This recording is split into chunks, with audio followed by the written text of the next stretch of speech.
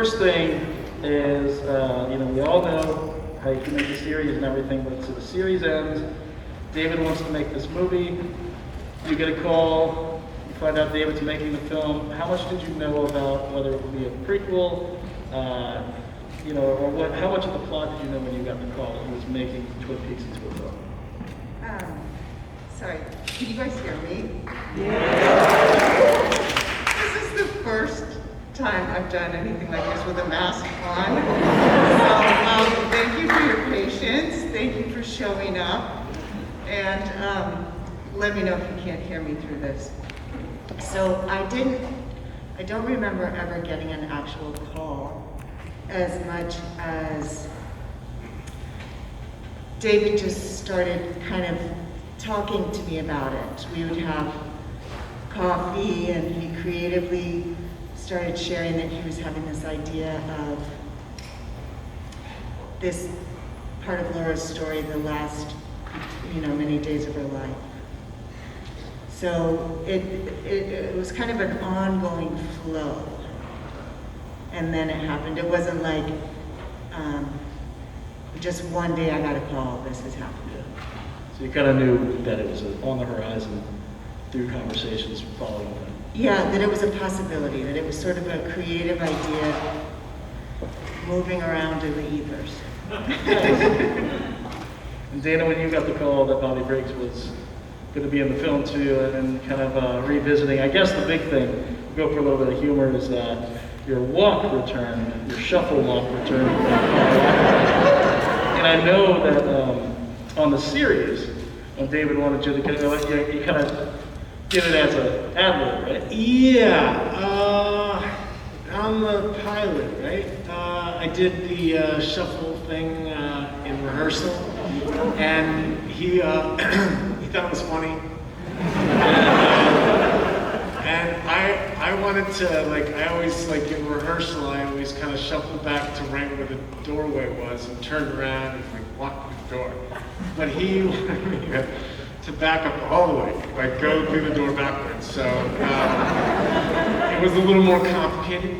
Luckily, I had the training for it, and it all worked out. But it was, it was me just being some sort of sarcastic asshole, and Nice. And then comes season 3, where you get to play 2 roles. So this is a pretty amazing thing. When you guys both got the call for season 3, because I know not everybody came back. The first announcement, I guess, 2016, up until the time that it was there. As far as any plot of your characters, you only saw your pages, correct? So when you were shooting season 3, was it just you're coming back as Bobby Briggs, and I think we talked recently about Bobby killed a guy, and he's a cop now. I found that out, once I got the pages, what exactly had happened to Bobby, and there was a lot of those questions, but you just don't really have to ask them. You just kind of do it. I think I liken it to a child playing make-believe. It's if you tell them they're the king and the queen, they don't kind of ask them, how did I become the king? Or how did I become just not the king or the queen, so I was just the cop. And I always wonder when you walked into the police station and you see the picture of Laura, all of us as Twin Peaks fans, waited for the series to return. And personally, when I saw that scene, it just kicked. I mean, it was almost like I could feel everyone watching live was just a collective ooh, And I wondered if it was the first scene you shot for season 3 by any chance? No, it was. I shot the first scene was the one with Ed and Norma in the diner. When Norma has the business meeting, and I come in and I just have dinner with Ed. And but that scene that you're talking about, that was really. It was written exactly like that. Bobby walks in, he sees a picture of Laura, and he cries. It was exactly like that. So it kind of all worked. I mean, her face was there, and sweet Sheryl. Pretend she's dead, it makes me sad.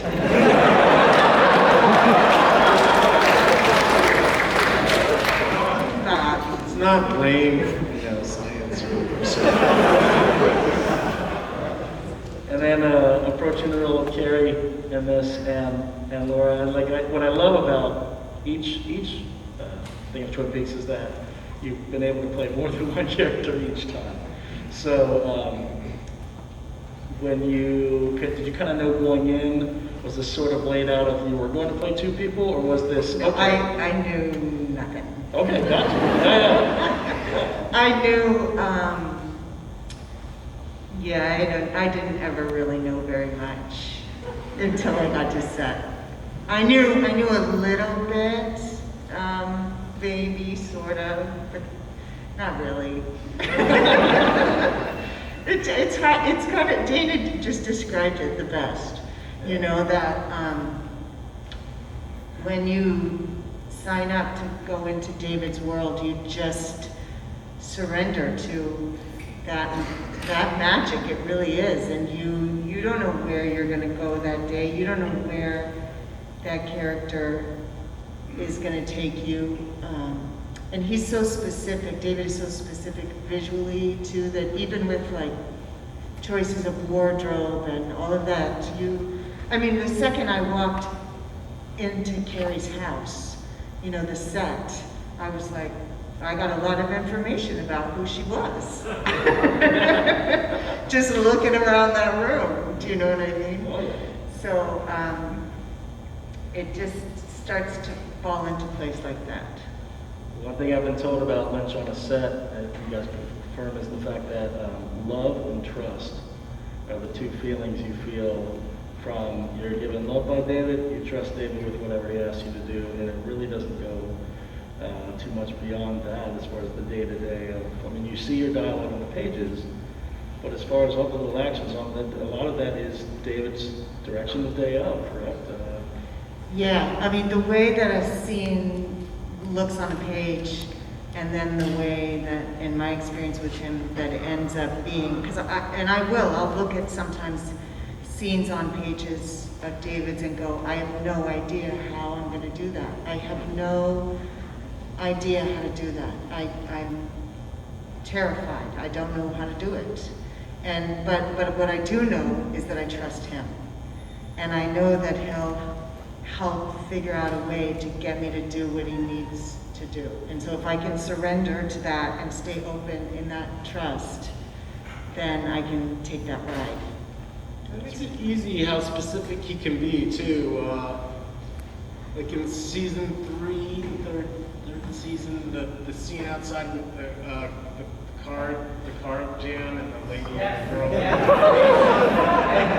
That was the only thing we did all day, So we set it up all day and then shot it at night. And he, at the start of the day, had everybody that was in that scene come and sit around the table, and he drew a diagram of the corner with the roads and the cars in the exact place, and where the cop car comes in over here, and where I walk, and where the people walk, where the little kid is. All of it very specific, so we could see exactly what it was going to be. And then, they lit it for 3 hours, and then we came back and shot it. And so it's really helpful as an actor. You don't have to worry about anything. You know exactly what to expect. You get there, and you walk in, and you just, you have to make the. Thank you very much. Hold How many people in the room, we were discussing this beforehand, is there anyone in here for the first time seeing Firewalker? Tonight was your first time? This is it. It's a good thing we didn't spoil anything about season 3. Are you doing okay?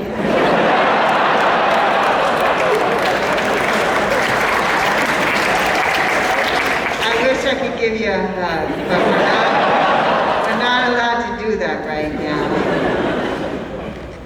Well, hopefully you saw the series before you saw the movie, because that's a giant spoiler.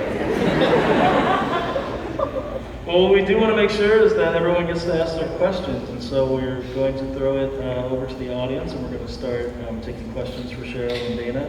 And if people could just, not everybody, but a few people want to come over here, make a little line, space each other out. I'm going to have the mic. I'll I'll be giving it to you to answer questions. So I'm over here.